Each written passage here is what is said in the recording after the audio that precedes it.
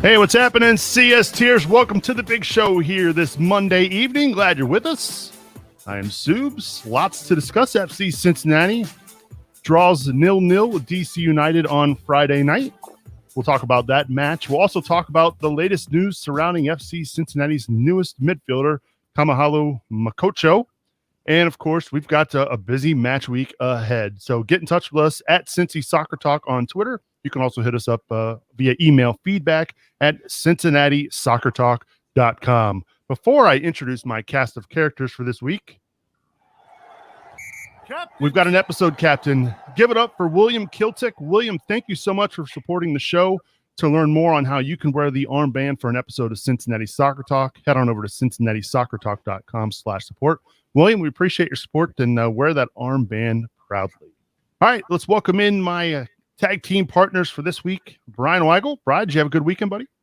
Oh, my goodness. Well, I guess you could kind of say that. My wife almost killed me by electrocuting me and trying to run wires outside. But other than that, soccer-wise, 0-0. Not bad, not great, but where you got a point. So, yes, good weekend. It's a point, and more importantly, a clean sheet to boot. So, Cincinnati, I mean, it wasn't pretty, but it was effective on Friday night. I'm also glad to welcome back into the show the Professor Jeff Wallner. Jeff, how you been? Good, Nick. How are you? I'm doing well. Did you enjoy yourself on Friday night there at Nippert Stadium? You were the few people that were there. I felt very privileged to be in the stadium Friday night. Very unusual environment, obviously, but back covering soccer, so I enjoyed it. It was a good match, hard-fought match, a point. But the press box was odd. We didn't get to do a whole lot of socializing. It was quite a different environment from what we're used to.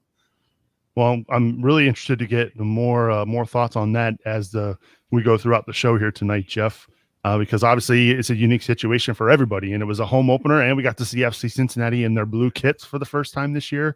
A lot of firsts, and believe it or not, I can't believe it's almost the end of August. But looking forward to getting your takes as well. Of course, FC Cincinnati signed a midfielder last week, and who better to have on this show than one of the former midfield greats for FC Cincinnati. We welcome back to the show, the pro, Michael Lahoud. Michael, how you been? Good. I thought you were going to say they signed me because, I'm kidding. I'm not available. Just okay. Tune that out. I might be, but I'm not. Well, it'd be a really large transfer fee to get them to get you away from us. So if anybody's trying, you got to come after us here first. Well, you got to come in hot with the Skyline chili. So I don't know if Skyline makes enough chili for that transfer fee, but I'm open.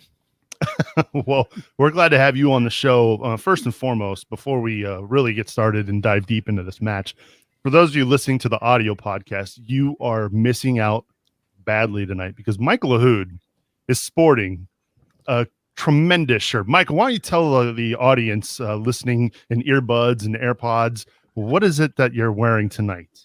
So I have on probably one of the greatest things that I could have on right now. It is a WKRP in Cincinnati Rojo. That's red for those on our Duolingo language channels. WKRP in Cincinnati t-shirt. So figure that'd be a little bit of a gem. Yeah, it looks good. Who gave you the shirt?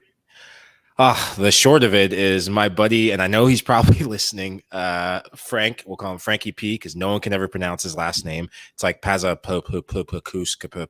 Ki.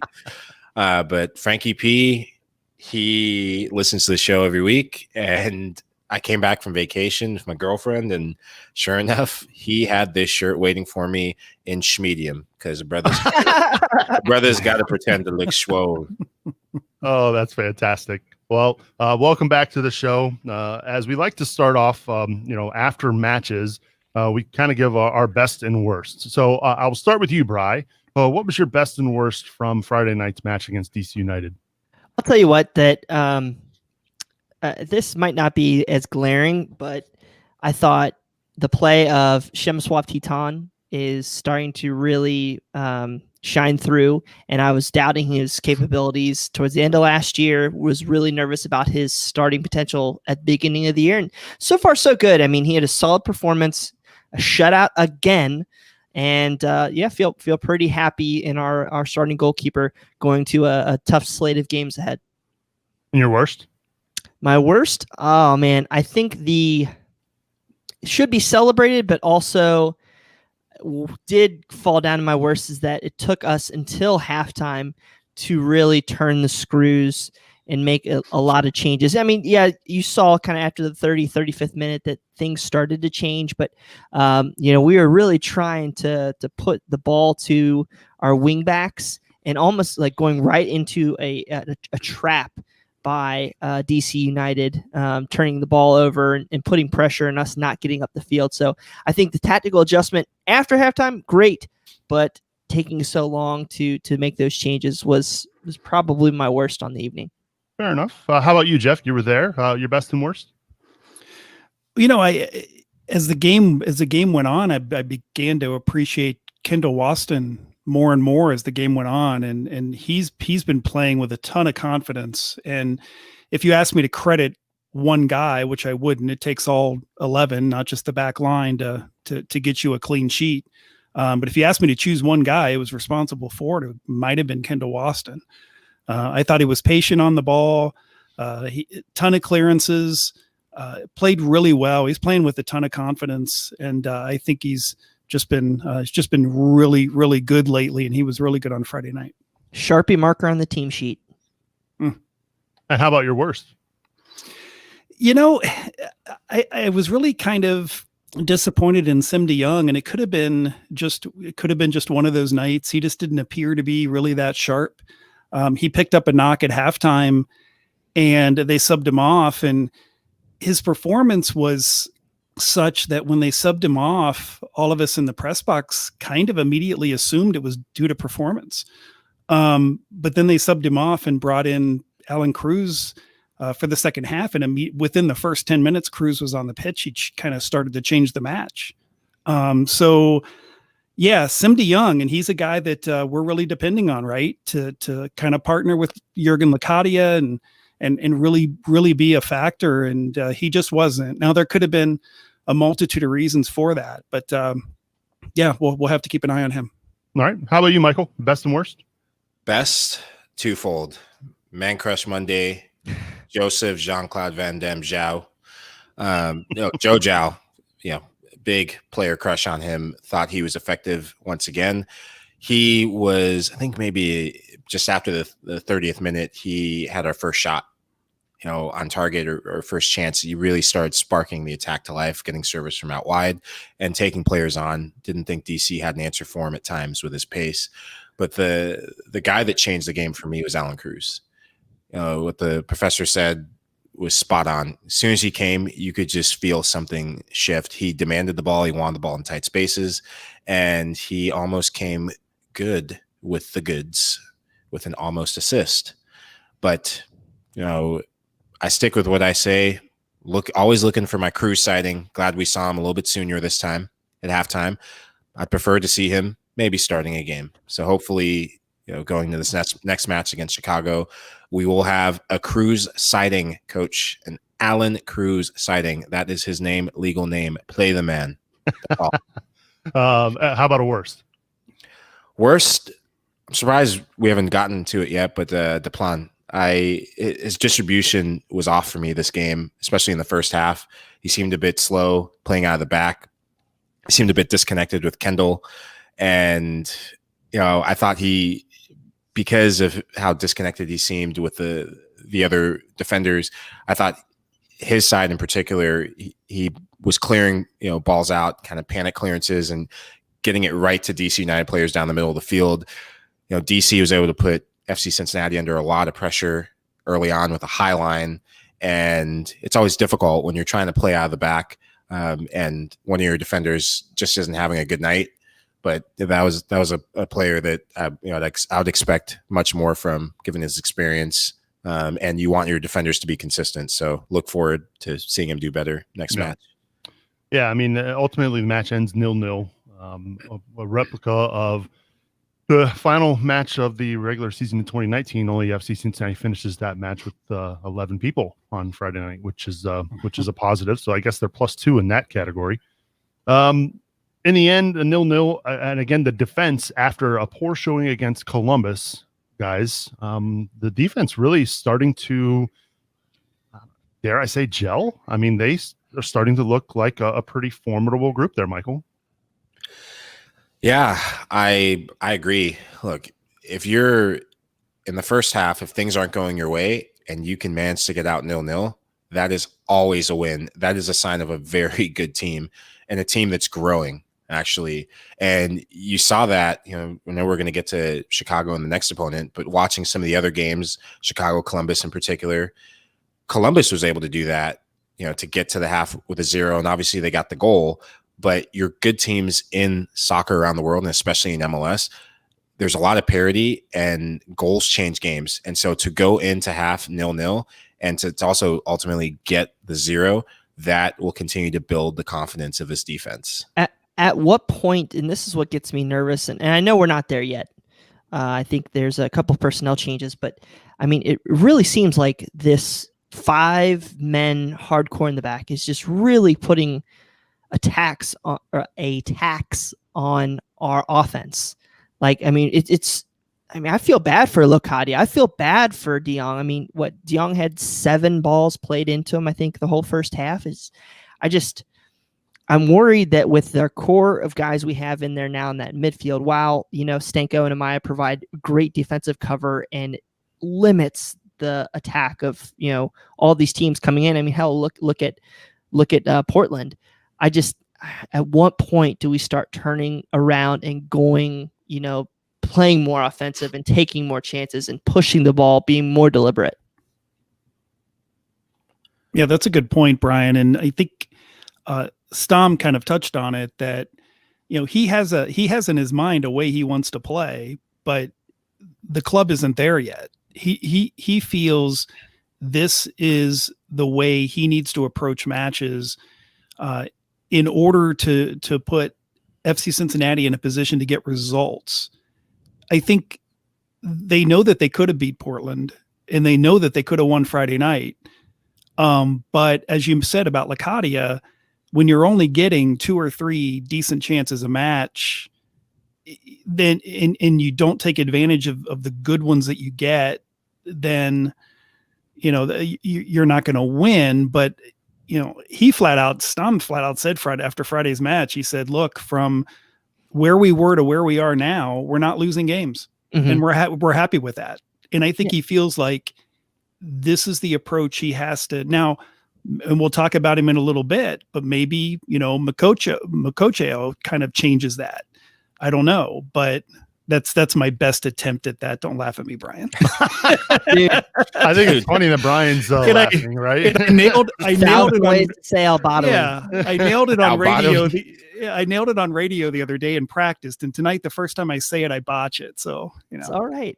But anyway, yeah, I think Yop just feels like this is what he needs to do to get results. And he's just decided, look, I'm going to stop the losing first. Mm-hmm. And if I stop the losing first, the winning eventually will come. And we still had the best chance of the match, like Locadia's strike. And it was a difficult, I mean, yes, it was him on the keeper. The keeper is charging. I mean, you've been in that situation, I'm sure, Michael. I mean, it's not easy. I mean, it was an inch or 2 away from literally being 3 points. I mean, we were very, very close to having a win. Yeah, Locadia is getting closer, and you want your big name players to get the big chances. And when watching that live and going back and watching it again, you know, during the replays and watching the match, when you watch it live, you think, oh, wow, he's taking a good first touch, and, you know, he just got unlucky. But when you break down the finer details, his first touch actually slows him down and drags him a little bit away from the goal, and it forces him to take kind of an awkward snapshot. And he does well to get it across his body and beat Hamid. And 9 times out of 10, that ball bounces off the inside of the post, and it's 1-0. And, you know, we're not drinking sparkling water. We're drinking the other adult water. You know, I mean, got to call it what it is. I'll be drinking sparkling water from here till I get to Cincinnati. But it's coming for Locadia. When a game like this, you know, you try and take the positives first and foremost. And I look at the play of Alan Cruz. What De Jong didn't give, you found out something about Alan Cruz. And I thought, in the small bit you saw of him against Portland, he got the penalty kick. And in this game, he looked like a danger man. So play Alan Cruz signing from the start. A lot of people quick to forget too, Michael. I mean, he was the leading goal scorer a year ago. No, he's a good player. I like him a lot. He's direct. He looks to make game winning decisions or game winning plays, and you need guys like that on the field. What I saw that could be a recipe for success is when you're on the road or at home and you're trying to instill this winning culture and getting results and this feel good factor back associated with FC Cincinnati soccer. I thought Frankie Amaya was my unsung hero. Maybe we should do this as a segment every week, the Unsung Hero Award. But he was my unsung hero for this match. His reaction to mistakes and other people's mistakes was incredible. For a young guy, every time there was a mistake or someone got in behind or a turnover, he was always the first to react. I'd love to see the amount of times he covered a defender who got beat. I think there were a couple times Assad ran in behind and Frankie was there to at least challenge him. That is huge from a young midfielder. And you saw him play that deep lying playmaker role when Stanko came out. If I'm Stom, I'm just ticking off all the pluses I see in this kid. And, with Harris out, and we'll see what Kamo, I'm not even going to try and say his last name because I'm not there yet. Remember that hooked on phonics worked for me. It's not working for me. So we'll just call him Kamo. But with the continued development of Frankie and continuing to try to figure out what this balance of defending and attacking with Kamo coming in, I'm really excited about the growth of this team. Well, speaking of, go ahead. No, sorry. I was just going to say, there were two. We're talking about Cruz, obviously. I thought there were two kind of game-changing subs that Stom made. First Cruz, and then Regaton. Regaton kind of changed the match in his own way and created a few chances there later in the second half. Really brought kind of a energy. You could feel Stom kind of figuring out what are his attacking options. What are the partnerships that he's kind of sifting through. What are the best combinations? But I thought Regaton deserved a mention as well because he kind of changed it there for a few minutes as well late in the second half. Well, speaking of new FC Cincinnati midfielders, Kamohelo Mokotjo, our own Brian Weigel had a chance to sit down and have a conversation with Matt Allard from the Besotted. I think I'm saying that right. Is that we can't get any of the pronunciations correct. Now British, Besotted. Well, Brian had a chance to sit down with Matt Allard to learn a little bit more about FC Cincinnati's newest midfielder. And now we are joined by Matt Allard of Besotted, the Brentford Fans News Network, a fanzine is what they might have called that in the past. Welcome to the show, Matt. How are you? Yeah, I'm good. Hi, Brian. How you doing? Well, very good. Appreciate you taking the time to sit down and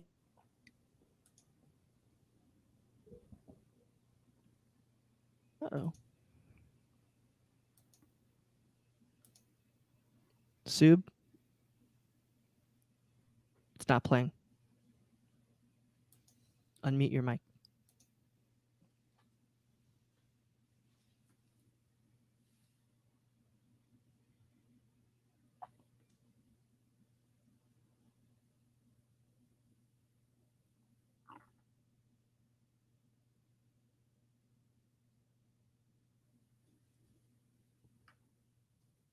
And I've been a season ticket holder for much of that time. And we've had some real downs. In fact, a lot of it was downs and then some ups in recent years.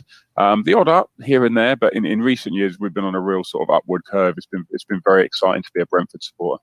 Absolutely. Heartbreaking loss to Fulham in the championship playoff final, but I know there's a lot of Americans that were following you. We're used to the old Fulham, Full America, where they call it, but there's a lot of fans in the States cheering for Brentford, and it's been a great story. And now full circle comes around to FC Cincinnati a little bit. This past week, we announced Kamohelo Mokotjo, a defensive midfielder from Brentford. So first off, trying to figure out a little bit more about him. Can you tell us how Brentford has kind of set up their team over the past couple of years, and then where he has fit in on the pitch. Yeah, so Mokotjo sort of he played in any of the three positions in midfield. So he did play as a holding midfielder at times, and then he also did play a bit further up the pitch. We played two different systems with Mokotjo in the team. We did play a 5 at the back system, which you could say was a 3-4-3 or a 5-4-1, or essentially there were two midfielders in the side at that point. Or central midfielders, and Mokotjo would be one of those, often playing alongside Romain Sawyers, who's now just joined the Premier League with West Brom. And then we also play a 4-3-3 system, and in that system, Mokotjo played sometimes as a holding midfielder, and also as one, or and other times he played as one of the two more advanced midfielders. So he played sort of in both those positions. As a player, he was kind of the guy that gave us some legs in midfield. You know, he was the energy. That's how I always saw him. There were better technical players. Not to say that he's not decent technically. Still, he is good technically, but really it was about his legs. You know, he's a real sort of a player that got around the pitch, covered loads of ground, and he injected a lot of energy into the team. Okay, so we've seen the ups and downs with the club as well as his career. Can you kind of give us a little bit about his impact over his first several seasons at Brentford? Yeah, so when he joined us, he was something a little bit different. As I said, we've had some really good midfielders over the year. Over the sort of the Mokotjo years, some real playmakers like Ryan Woods and Josh McEachran. But he was there to really, in a way, to play alongside them and to give them the opportunity to get to pass the ball. Essentially, I mean, he was there to break the play up. He was there to win the ball, and then he'd lay it off to one of those guys to get the ball moving forwards. You know, that was kind of his role. That's the way I saw it. There was a game against Aston Villa, probably 2 or 3 years ago, where he wasn't playing, and I think we went 1 up. But at half time, it was 1-1. We had completely lost the control of the game, and we brought Mokotjo on, and he just grabbed the game. You know, Camo grabbed it, and it changed the second half, and we played really well in that second half, and that's kind of how I've always viewed him. He's the guy with the legs. Do you know what I mean? He puts the work in for you. Yeah, we've been talking about that with one of our holding midfielders, Harris Mundunan, and we need a guy that can sit next to him, cover the defensive workload, but also cover a bunch of space on the pitch just because he doesn't have the legs. So kind of going into that, we had known that Mokotjo had a injury coming out of late 2019, early 2020. Can you give us a little bit of a update on how that happened, or what happened, how it's kind of shaped his 2020 season? I think what happened with Camo is that we invested in a new midfield really during the off season last year, and if I'm brutally honest, the team moved on another level from Camo. If we go back to the year before, so say we talk about 18-19, in that season he was very strong in the team, but he seemed to be possibly carrying an injury because what happened was he could only really play 1 game a week, and we were in a point in the season where we were playing 2 games a week quite a lot. Mm-hmm. I don't know how that is in MLS because I'm not too familiar with the schedule, but he really couldn't seem to play more than a game a week, and we were a better side when he did play. So he's 29 now, and my only concern about him was that I just wonder if he's starting to go a little bit in the legs, if you know what I mean. Mm-hmm. Whether he can actually put the energy in as he used to be able to. Yeah, when you speak about our schedule right now, I think MLS is trying to fit in 18 games over the last several months of the season, I think up to November. So they're trying to pack it in. And right now, I think we are in a 6 games in a 3-week stretch. So it's quite challenging. And we've moved on a couple players. So our depth is very thin. So we're hoping Mokotjo can get over here to the States and get on the field, but doesn't look likely here in the next couple weeks. You're speaking about, his legs and possibly past his peak fitness. Is he somebody that can maybe adapt his style, or do you think he's really going to have to rely on those legs to maintain his high level? I think he needs the legs to maintain his high level, because I think that's what his strength was always. He reads the game really well. He can break up the play. I wouldn't say he was a strong tackler, and I wouldn't say he was a great passer. I would say he's a disruptive player who gives you energy. That's what he's there for. So he needs to be fit to get the best out of him. A half-fit Camo is nowhere near as effective as a fit one. Mm-hmm. Now, is there any other like tendencies that he's known for? Has he been a leader on the field? Has he been, a guy who's taken players under his wing? He's known as the general, and to be honest, when he joined Brentford, he probably had more experience than almost anybody at the club, even though he would only have been in his mid-20s, because we were a very, very young side. He never really became sort of the leader of the team or the captain. I think that's more of a nickname that comes from when he plays for the South African national team, rather than something he earned at Brentford. But for sure, he's got plenty of experience. He's played on the international stage, so that can only help. In terms of other tendencies, one thing I did used to like about him, and again, it's maybe a good idea of how he reads the game. He didn't score many goals for Brentford, but what he did do is he scored a couple of goals where he was just that player that sort of ghosted into the penalty area. The ball was pulled back to him, more or less around the penalty spot, and he literally passed the ball into the net. It probably depends how you decide to use him as to whether that will come out, for you guys. Mm-hmm. But he certainly, he's a player that gets around the park, and it's really just hoping he can still do that for you. Okay. Now, I know there's been a lot of talk on his role, and you've kind of touched on it a little bit. And in our system right now, we're trying to figure out, with players going in and out of the midfield, is there going to be a guy that's going to be able to step, back and, kind of shield the defensive four if we go to that 4-3-3, and sometimes even, drop in between those two center backs to help get the ball forward? Is he a guy that can pick those passes, or again, is it just going to be the high work rate, maybe sits just behind the playmaker? I think like I said, his strength is his high work rate. He has played as a holding midfielder for us, as a defensive midfielder, and again, because he reads the game relatively well, he can play in that position. He'll have his head up, and he look to move the ball quickly for sure. I don't think he's going to ping you like 35, 40-yard balls though. Mm-hmm.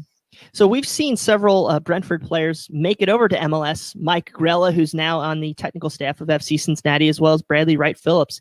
Is this a player, coming out of Brentford? Do you think he's at a higher level than those guys were entering in MLS?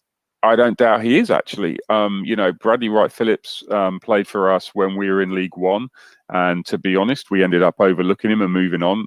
He probably played 10 or 15 games for us and scored maybe a handful of goals in a season that we ended up not getting promoted in. And Mike Grella, he's remembered for scoring 4 goals for us in a cup game. Apart from that, he didn't really do a lot for us. So yeah, I think we send Camo to you at a higher level than either of those two left Brentford at, for sure. I know Grella went on and played for a few clubs in between, but Wright Phillips pretty much went straight to MLS. So yeah, I believe we send a player at a higher level than either of those two. Yeah. Well, I mean, it's kind of what we were talking on. You guys you're on the cusp of the highest level of one of the best leagues in the world, and I think we'll be rooting for you here in the States for you guys to capitalize on that this upcoming season. Is there anything else going on with Brentford that maybe us fans can get excited about over here in the States and maybe cheer on the Bees? Yeah, well, I mean, for anybody who's looking for a club in the UK, we're kind of known as the Moneyball Club. I don't know if that story's made its way over to you, but we use a lot of statistics and stuff like that, which is interesting. And I don't know if I'd say it's an American approach, but it's definitely a different approach to football. It's something that, to be honest, 4 or 5 years ago, pretty much football in the UK was laughing at Brentford, because we talked about Moneyball, and one of our most successful ever managers moved on because he didn't really see eye to eye with the owner, which is that's a story in the past. We've moved on from that a lot, but we're definitely an interesting club, and it's a bit of it's quite a story. We haven't played at the Premier League level, so let's call it the top league in the UK since probably it's almost 70 years now since we played there. And to be honest, in that time we've played most of it in the lower leagues. In our setup, in our system over here. So even in the Championship, we probably only played 6 or 7 seasons in that. and we're at the moment we're on I think it's a 5 or 6 season run in it, and we seem to be getting better each season. So if you're looking for a club that's looking up, check out Brentford for sure. Awesome. I do love how you were talking about the money ball, because when I was talking to one of your cohorts, Billy, he mentioned that that Kamo was really trying to get a lot of money in this upcoming contract, and that perhaps Brentford wasn't able to meet those demands. Yeah, I mean, I was talking about Moneyball in stats stats sort of in a stats sense, but in terms of so we're not a club that has a lot of money, so we have to do things differently, and that's how we find players through statistics. For Camo, I think this is his big move. He's probably needs to secure his future, and I think it was interesting. I think part of the reason he didn't play so much for us in the last few months, I think because he was coming to the end of his time. I think the club historically, we did the same with a player called Johan Barbe last year. When the players are running down their contracts, we tend not to play them so much, probably because maybe they're a little bit averse to getting injured. Yeah, that makes sense. Well, Matt, I do appreciate you guys coming on and talking about our newest signing at FC Cincinnati, Kamohelo Mokotjo. Can you give us a couple more things, where we can find you specifically online, your guys' Twitter? I did list it on our tag down here at Besotted. Yep, that's for sure. Yeah, so get onto the @Besotted Twitter. You can follow all of the fan stuff about Brentford on there. We also have a podcast which goes out. It was twice weekly during the last season. A bit quieter during the off season, obviously, and especially after a bruising defeat against Fulham. Although we have done a couple recently, one to review the season, and one with a guy called Ted Knutson from StatsBomb, an American guy who that's worth a listen to, and that's the Besotted Pride of West London podcast. So give that a listen. That's good stuff as well. And for me, you can just pick me up on Twitter at the Matt Allard on Twitter. Awesome. Last question: how excited are you to experience your guys' new stadium, Brentford Community Stadium? We are so excited, but the problem is, of course, with everything going on with COVID, is we really don't know when we're going to be allowed in. There's a chance some of us might get in early October, depending on where the government is with rules and stuff like that. Hopefully some of the season ticket holders will be allowed in for a game, but it's been very, very strange. Just leaving our old stadium. We didn't leave that in the way we expected. Ironic, I mean, in a nice way, our last game there, which we didn't know was going to be our last game, was a 5-0 win against Sheffield Wednesday. And, we haven't been there to watch a football game since. Some of us were lucky enough to have a walk around the old place last week, which was nice, just an opportunity to say goodbye, something that went out to season ticket holders. But so we're really excited about seeing the new stadium. We just don't know when we're going to see it quite yet. Awesome. Well, Matt, I do appreciate your time coming on to our show. Guys, please make sure to go check them out at besotted.com, BEESOTTED.com. Matt, thank you very much.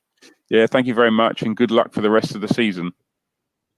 All right, it's that time of the show where we give a big shout out and thanks to our tremendous supporters. So let's give it up to Tim Bronsel and Tom Rose, Matt Adamczyk, Mike Hudson, Brian Malone, Jamie Smed, Jonas Tom, Jack Emery, Mike Bowman, Kathleen Francis, Matt Imholt, Matthew Long, Joe Coling, Tara Mullins, Riley Stephen Burke, and Melissa Bingle. Thank you so much for supporting us here at Cincinnati Soccer Talk.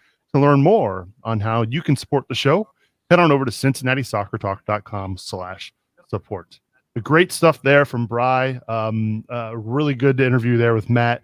Bri, you obviously had some thoughts. You recorded this a couple days ago, but you came away from that interview. You had some things that maybe got the wheels turning a little bit with this transfer of Kamohelo Mokotjo. Well, the big thing a lot of our fans noticed right away when we signed him is he hasn't played much for the past 6 months. And from talking to several of the people over at Brentford and even Matt, it was a variety of things. It wasn't his level of play. It was salary demands, his injury that he picked up in late January. There's a lot of things going on there while he didn't play.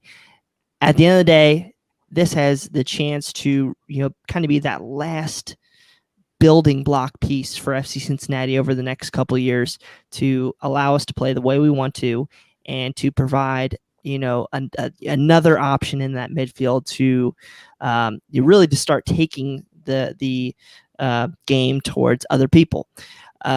A lot of people compare his skill to a Darlington Nagbe, a guy who has a high work rate, can pass the ball, can get into attack if he needs to, but also clog the lanes and does the dirty work. So very excited to see how a player like that can change the dynamics of this squad and potentially allow us to get into that 4-3-3 more attacking style. I think one of the things that stood out to me, and I know that stood out to you, Michael, talking about the legs. I was fortunate enough to see your facial reaction when you heard that during that interview. You seem to be quite surprised by that. Well, and watching some of the highlights of him and kind of doing a little bit of homework on him, one of the first things I realized was his reading of the game and also his ability to get up and down the field. So that description of his ability to use his legs was very accurate. Obviously, they would know, having him being a Brentford player for the last couple of seasons. What I was surprised about in that interview that was kind of downplayed was his ability, his technical ability. Excuse me. He strikes me as a player who is very good in transition, which MLS is a transition league. There's some teams that knock a bazillion passes together, but games are won and lost in this league in transition. There's a lot of turnovers, and it's the teams who punish teams the most in transition. And it sounds like Captain Obvious, but if you punish a team in transition in MLS, you have a higher chance of winning a game. And to have a player like that come on board, he is such a compliment to a Harris, who, if that's your deep lying playmaker, you need someone who's the ball winner, the ball retainer, and who can make that first connecting pass, whether that's to get the ball to Harris or to get the ball to that wealth of attacking options. So I'm really excited about him. And when we talk about his injuries and everything, look, I can tell you what it's like to be a player coming in mid-season for things that have nothing to do with football, with how well you're playing. And a motivated Kamo only bodes well for FC Cincinnati. It allows, as Bri was saying, and the professor is alluding to at the start, it allows Stam more of an ability to start tinkering with this 4-3-3 that he wants to play. That's a type of a two-way player like that can play as a 6 or an 8. That is a type of player that you need, not just want, you need in your midfield. So I think this is a good signing.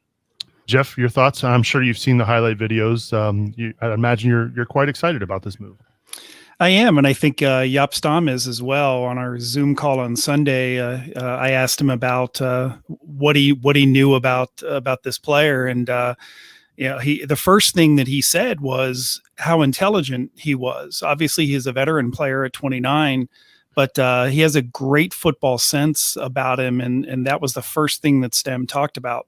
He also made the point that not only does he have pace and the ability, the skill on the ball to get out into transition, but he has a knack for getting his teammates into attacking positions, and you could see that on some of the videos that I watched of him. So if he's good physically, he's going to make a really immediate. He'll make an immediate impact with this club.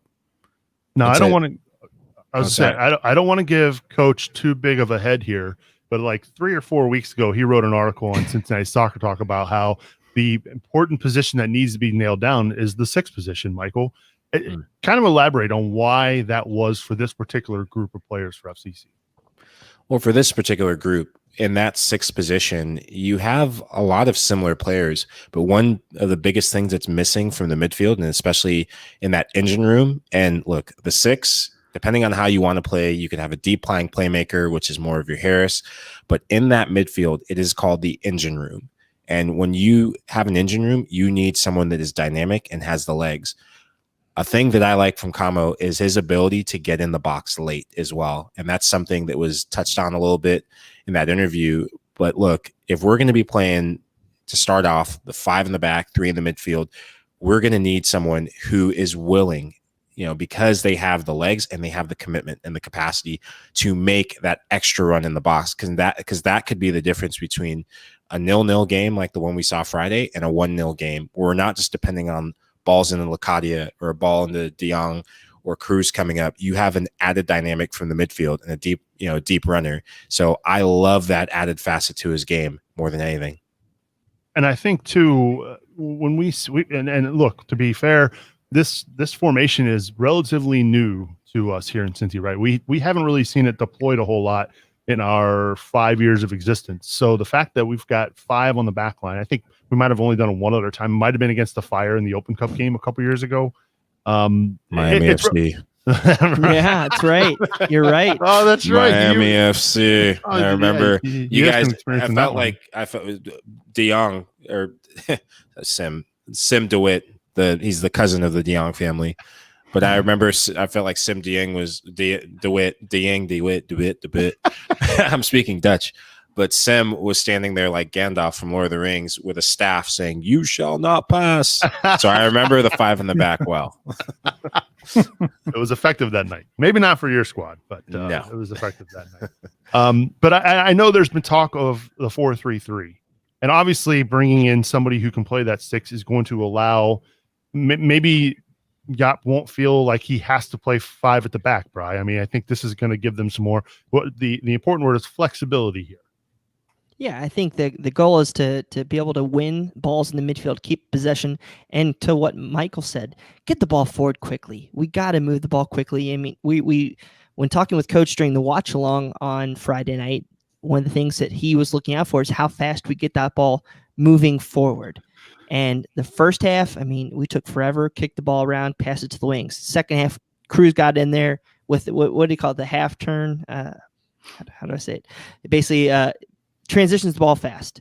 And if we can get more guys into the attack, that's going to allow us to hold possession, dictate the game more, allow us to play actual wingers, and then we'll be able to feed it into Locadia more efficiently. So I think, and any way we can do that, should breed success. Well, speaking of the winger position, Brian, we've got some potential news on that front from the Orange and Blue. Man, they just love making my life hard with pronunciations. That's all I got to say. 1,000 ways to say Al Badawi. Alvaro Barrial, left winger from Vélez in Argentina, 20-year-old attacking player that seems to have a lot of upside. Very excited. FC Cincinnati should be bringing him in for a $1.7 million, $1.5 million transfer fee for 75% of his sell-on rights, with an additional $250,000 bonus to Vélez if he hits performance metrics on the field. Isn't confirmed yet, but he did post a goodbye letter on Twitter and Instagram. So very excited to see how this turns out for a young player that's going to allow us to use several MLS roster mechanisms to get a high-level player at a low-budget price. And we should make it clear that this has not been confirmed by the club. This is basically a radio station account down in Argentina, correct, Bri? Yeah, several now, quite a bit. Actually, somebody else put the story out first and then talked to several players, and you can see our story about Alvaro online. But there's quite a bit of connections with him, his agency, as well as Jaap Stam inside Bacardi. So there is a Dutch connection there. So for everybody who's but they're looking south. They're looking south. They're looking south. We've been clamoring for that, right? I mean, finally. I was going to add one thing, and just a curiosity. I was going to go to Wikipedia, and I was tempted to see Zvola on his. Too soon? No. I love it. Accurate. Yeah, I love it. So yeah, there's a lot to like about this, and it really is an expensive signing for a 20-year-old. If you look at Miguel Almiron, he was bought at 20 years old. I think he was bought from his club in Paraguay to a club in Argentina for about $880,000, and he was 21. Barrial's getting brought here for roughly 1.7. So I mean, it's a for real move. That being said, the guy again hasn't played a bunch, but he's on the third best team in Argentina, behind a bunch of really high quality players, and I mean, when he gets in, he does his thing, but he doesn't get many starts. And so I look at this and I go, yeah, I want him to start right away and produce, as most likely he's going to be a DP. But at the same point, I think it's something good that FC Cincinnati is in a place where he doesn't have to do that. He doesn't have to come in and light the world on fire. We have plenty of options out there, and I think it's a formula that Gerard Nykant's building this team, and he's putting the right moves in the right order. Alvaro Barrial, potentially Roll those R's. Maybe being the second Alvaro in the history of FC Cincinnati. Can anybody remember the first one? Alvaro Anton Ripoll, who was actually a family friend. My brother-in-law is buddies with him. And yeah, my little Brian loved Alvaro. Yeah. That goes Unique back story. to year one of FC Cincinnati. So stay tuned to CincinnatiSoccerTalk.com for more of that. As news breaks, for sure that we'll be covering it here at Cincinnati Soccer Talk. We also know there's, like Brian said, there's a lot of different mechanisms that will have to play out in order for this acquisition to even occur. Obviously, FC Cincinnati out of international spots at the moment. They do have the number one allocation ranking, so they could potentially move that piece to maybe acquire another international spot, or they're also probably going to have to buy down one of their current DPs in order for this move to work, because we're anticipating Barrial being a U23 DP going forward. So, of course, as I said, when news breaks, we'll have it right here at CincinnatiSoccerTalk.com. Believe it or not, we've got a couple of matches this week. And for those of you listening, the Crew just lost, so that's a good night for FCC fans. They lost to New York City FC in Red Bull Arena. But FC Cincinnati going to the Windy City to take on Chicago for the first time at Soldier Field. Obviously, make sure you go check out March to Match Day this week. Brad and Boston did a great job breaking down that match with Patrick McCraney from Hot Time in Old Town, a Chicago Fire website. So to learn more or to dive deeper into this week's match, make sure you go check out March to Match Day in our podcast feed. I would be remiss if I didn't ask you three for your predictions for Tuesday night. The Fire, this is a team that's hit or miss. We thought they might have been a little bit better, and then we saw them play in the MLS's back tournament. Things didn't really go so well for the Fire. One thing we do know is their new logo is not great, and I'll just put it nicely. So I'll start with you, Jeff. What are you looking forward to Tuesday night's match against the Fire? Well, this is a Chicago club that hasn't scored a goal in 3 matches, right? They've conceded 7, I think. So I think this is another opportunity for another clean sheet. I think this club, FCC, is playing so confident defensively. They've got a number of guys who are playing really well.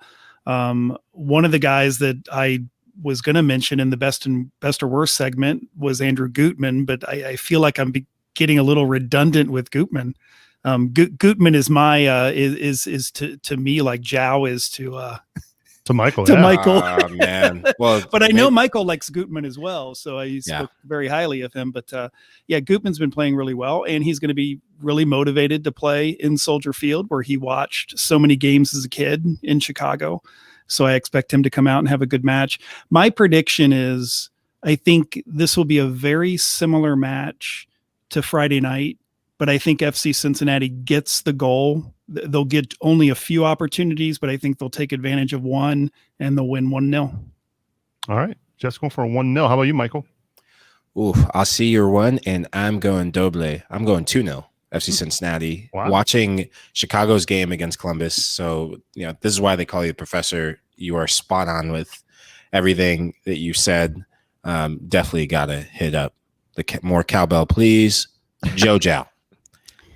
Not just man crush Monday on Joe Zhao, but one thing that this Chicago backline couldn't handle with Columbus was their pace out wide. Joe Zhao has what? Pace.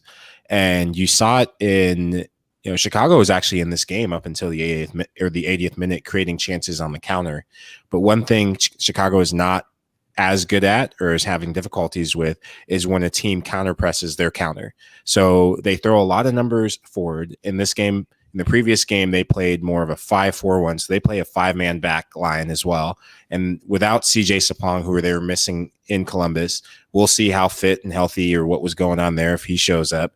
That gives the Cincinnati back line a little bit of a handful to be aware of. But I have faith in this back line. They're getting it done against different opposition.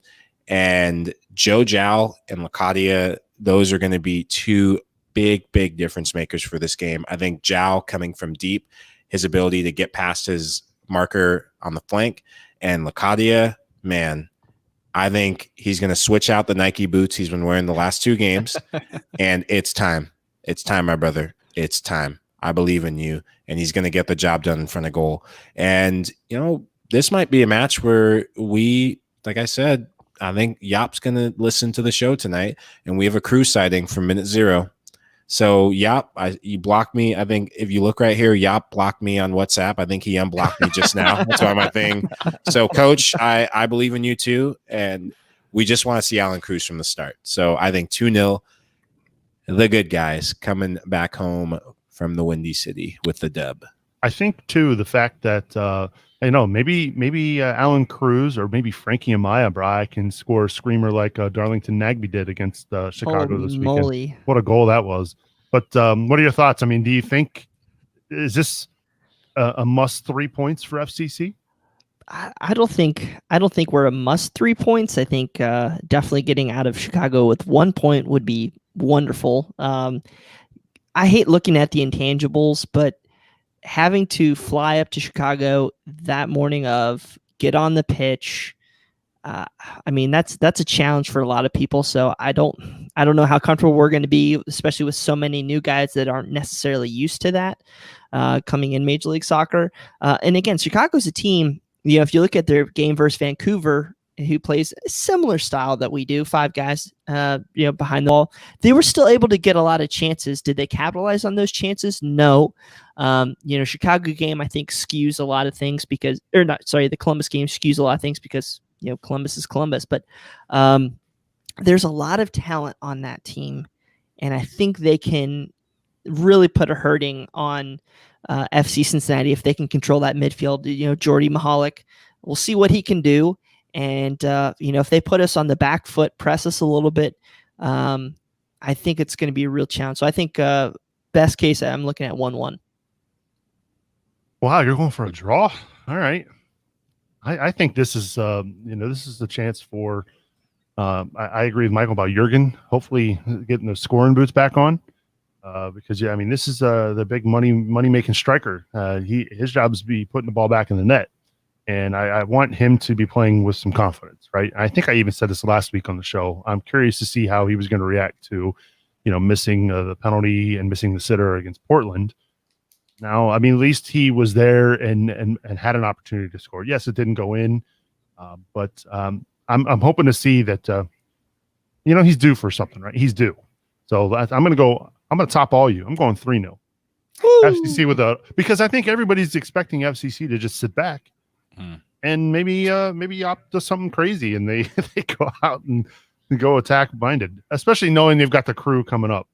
I think these are important points because with the crew losing tonight, they're going to be fired up. Mm-hmm. We already got our tails kicked a few weeks ago by them. So these are 3 really important points against the Fire, especially if FC Cincinnati wants to have any shot at a postseason berth. So we'd love to hear from you. Oh, go ahead, Michael. You have another thing? Just a final thought. We talk about Chicago and the crew. One thing that I took note of was Columbus almost underestimated this Chicago team.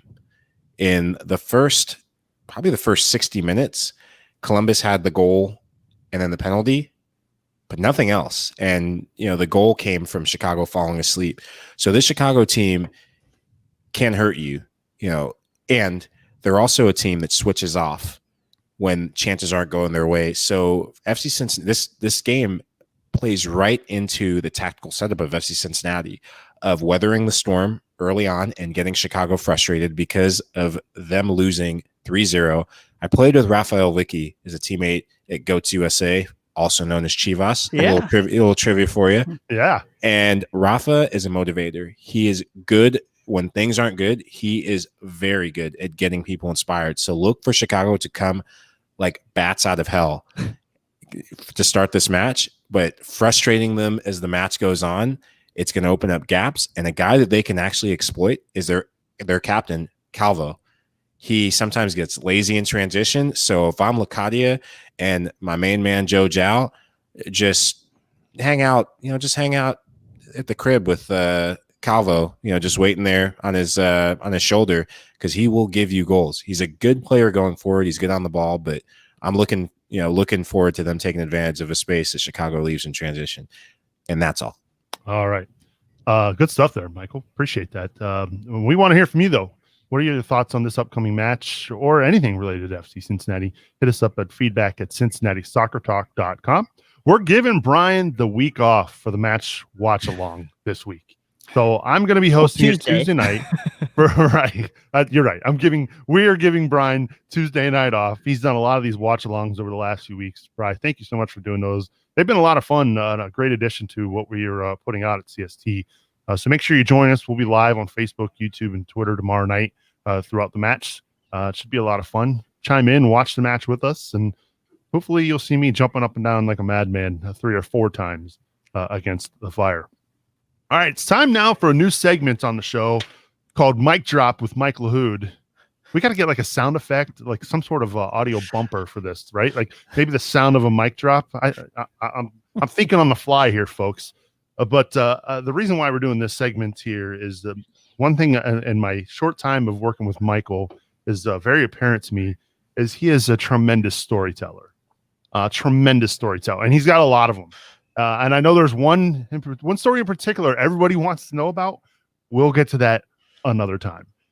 In the meantime, he told us this story a few weeks ago after one of our shows, and it was legendary. Why don't you tell folks about your first experience at Nippert Stadium, your first time in Cincinnati, as a member of the club? All right, let me try and do the short version, which will probably take an hour, as those who know me very well know. So the move gets done between Cincinnati and Miami, and I show up to the Queen City, and I'm exhausted. And I think I was living in Oakley at the time, and so I forgot to set my alarm for the game. Standard procedure. It's a thing you do when you move to a new city. You make sure you show up late to a game. Don't set the alarm. Welcome to my world in that moment. So I wake up in a panic, and I'm like, oh man, no worries. I'll just get in my car. My car hasn't shipped yet. I have no car. All the guys are gone from the apartment, and I'm supposed to be introduced to the team. And I think it's not just any game. It's against Pittsburgh, also known as Yeah. And that's not the game. You never show up late for a game, but that is definitely not the game you show up behind schedule or anything for. So now I am absolutely about to do myself, because I'm thinking this is going to be the start from hell to my FC Cincinnati career. I'm going to be late. Everyone's there. The president's going to be there. Awful. So the thought comes to me is like, oh my gosh, call Uber. It's 10 minutes away. I can get there. So I call Uber, and the Uber driver picks me up and says, hey, don't worry about it. I can get you there in record time.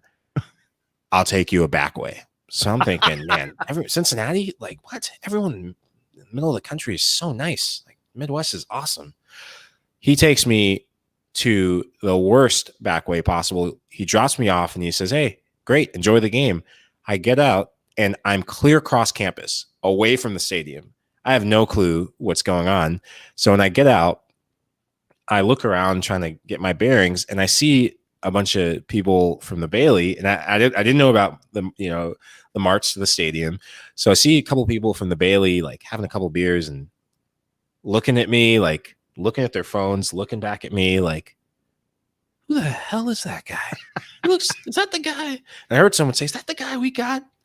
So now I'm thinking, oh man, I can't be seen. Like, this is embarrassing. So I don't know what to do. And I hear, people, music playing and everyone getting in procession and just marching to the stadium. So I'm thinking, oh man, this is just a thing. So I end up marching in with the Bailey to Nippert, clear across campus. And I walk in and I get in and everyone gets in and I'm sitting in the Bailey and security comes and they yank me out of the Bailey. And I'm like, it's not what you think. I'm on the team. And he goes, and I'm Superman. Where's your credentials? And I was just like, without even thinking, I go, dude, just Google me. And so like come out like a total pompous, you know what? And so I said, no, I'm on Google. Like I'm on the roster. So I get my phone and I'm uploading it. And of course, you have no signal on game days. So I'm stranded in the Bailey with this security guard who's calling for security to throw me out of the game. So I'm about to get thrown out of the stadium. And sure enough, some people from the front office who I was supposed to meet there, they see me as I'm getting thrown out of the stadium. And they're like, oh, there you are. Come with us. And they take me to none other than Jeff Birding. So that was like my action-packed first ever game day with FC Cincinnati. And the rest is history. It went up from the, I knew, well, it can only go up from here. So that's fantastic. There So you you have it. participated in the march to the match. Yeah. This all came about because I was like, man, you got to come, to Cincinnati for the march and take part. And he's like, I've already done one. I'm like, what? Yeah. No, I've done one. I'd like to have a ceremonious, experience the second Sure. time out. So that's I'm hilarious. available for Nobody knew who second you were. experience. That's crazy. Absolutely not. So Well, what a thing. That's still pretty darn cool. Oh man. I mean that's if you're new to town and you don't know, like, I could understand you were probably freaking out a little bit. Yeah, no, at first I was like, oh, I guess this is what you do in Cincinnati. You just march to things. Not even, I was probably still half asleep that's my excuse. I was still a little jet lagged. There you go. I like Did you figure worst case you can just hang out in the Bailey, have a couple beers in the Bailey, and just kind of call it a day? Yeah, absolutely. Well, I was just going to go back up the street somewhere out in Clifton and just grab a few. I can say that now I'm retired, but that was my plan B. I was like, well, if I can't get in, I'll just go up to the pub and watch the game from there. Say I tried. So that was against Pittsburgh. Yeah, that was the 2-2 game where Pittsburgh was, I don't know if it was crazy. I think they were up 1-0. We weren't playing well. And then 2 unanswered goals in the second half. They made it 2-1, and then they came and tied it 2-2. Or it was something, I think it was back and forth. And I think I got it wrong, but I think ultimately we came back. I think Kenny Walker scored the tying goal. I vaguely remember that match early on. Yeah. Because that was a time where I think we were all excited about this roster because we were thinking, man, they went out and brought in a lot of NASL best 11 players to come play for this team, and we're like, man, how are we losing to Pittsburgh? Yeah.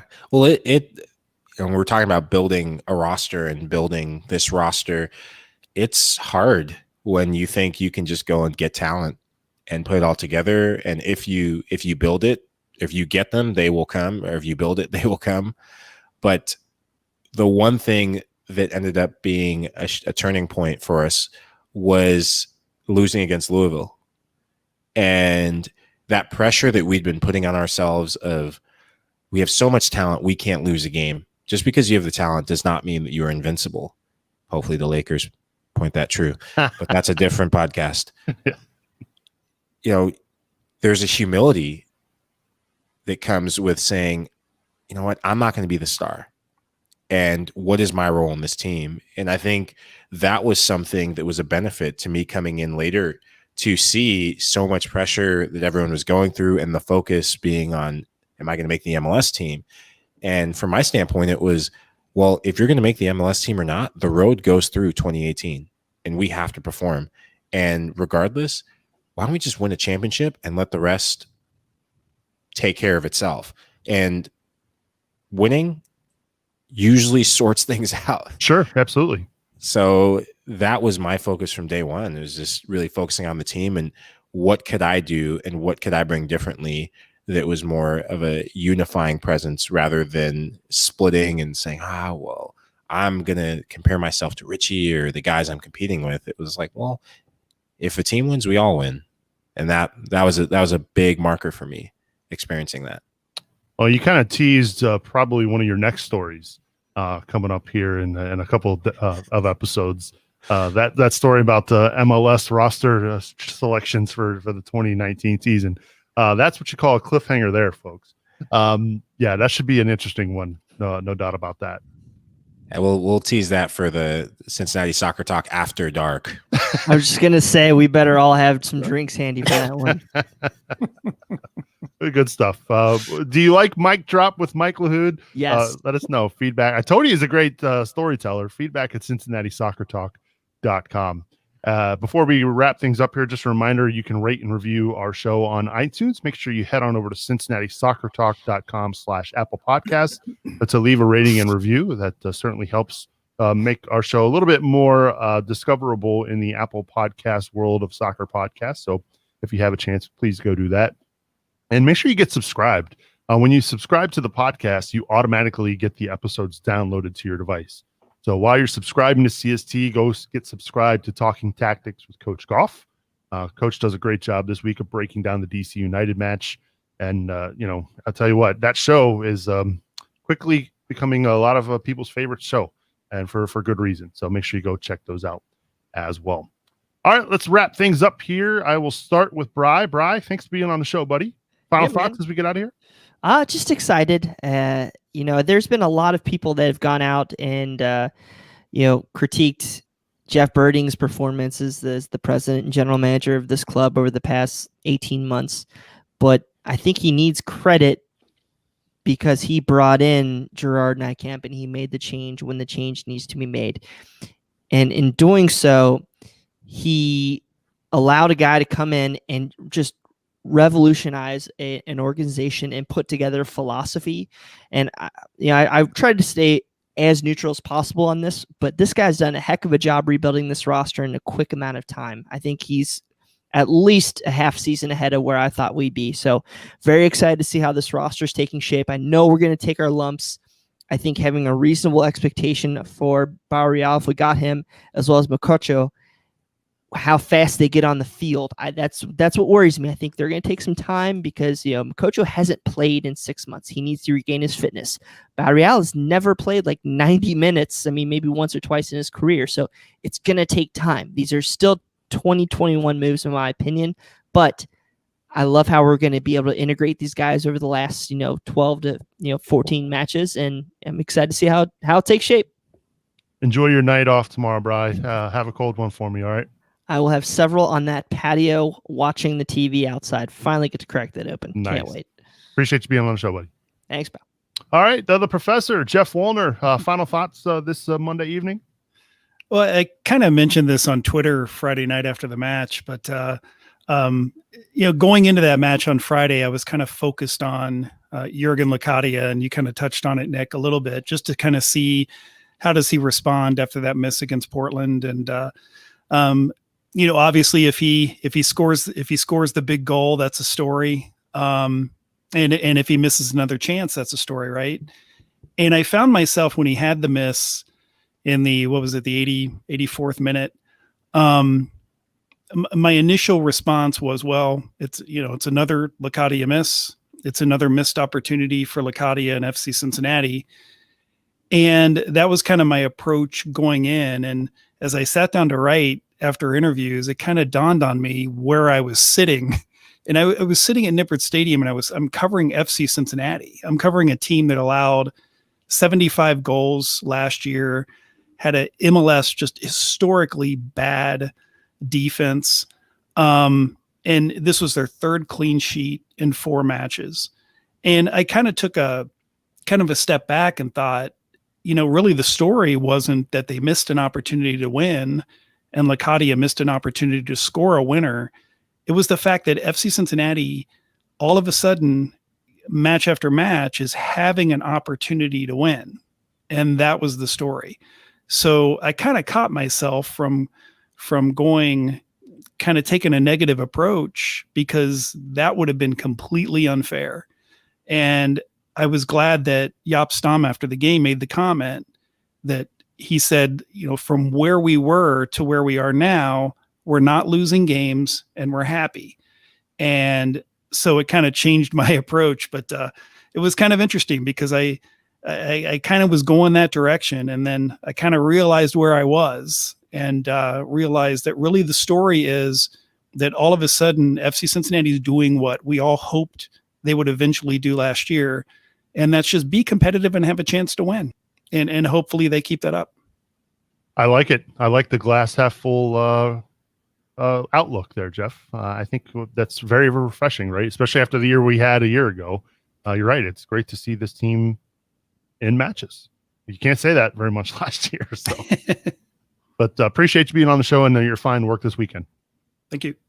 Before we get to Michael, I want to share this. Tina Harris, watching live on Facebook, says CST After Dark sounds amazing. We might have to make that work, Tina. Thanks for tuning in. Be careful what you wish for. Exactly. Final thoughts, Mr. Michael, the pro, Mike LaHood, in his WKRP t-shirt tonight. Mike? Final thoughts. It's something that I saw this weekend in the Champions League that someone said. A guy, he's not a very good player. He just wins trophies. I think Thomas Muller is his name. He said hard work pays off. And this FC Cincinnati team has been working their backsides off. Everyone from front to back is working their backsides off. Technical staff is working and has been working really hard to get the team to be competitive and to battle against the shadows and some of the demons from last year on the field and even off the field. And I'm just looking for this team to reward itself with all the hard work that they do across 90 minutes with a win. And I think the Chicago game is a huge opportunity, but I'm really looking forward to that first win outside the bubble, whatever that comes. And hopefully it starts with this first game against Chicago and it goes to the next game. But this team deserves a win and they need to reward themselves. And I hope that every single player, when they have that half chance, do I risk getting in the box or do I risk making this play to win this game? I hope they think about that because they deserve it. And I've been in locker rooms where you work so hard to change the course of a season, to change the course of an organization. And there's nothing like that turning point. And so I hope that this next match, I see it as a huge opportunity for a turning point in the destiny of FC Cincinnati.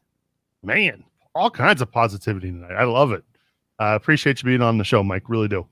Yeah, thank you guys for having me as always. And my final thoughts, again, look, I know it's not pretty, but it's working. The goals will come, and give Yap a little bit of time here. There's still some things he's got to work out. Of course, the roster's changing. So we said goodbye to a couple of talented players last week, and now looks like we've got a couple of talented players coming in, and who knows, maybe even more. But the nice thing is it's August, and we're excited, right? You can say that about a couple different sports in town at the moment.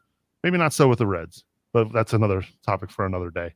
But look, it's something to be excited about. We're excited to cover it, and it's going to be a lot of fun here over the next few weeks. I'm excited to see this team hopefully get 3 points against Chicago, and show Columbus that they're better than 4-0. I think that's going to be a fun match this weekend, and of course, they're going to be fired up for Hell is Real Part 2 for this season.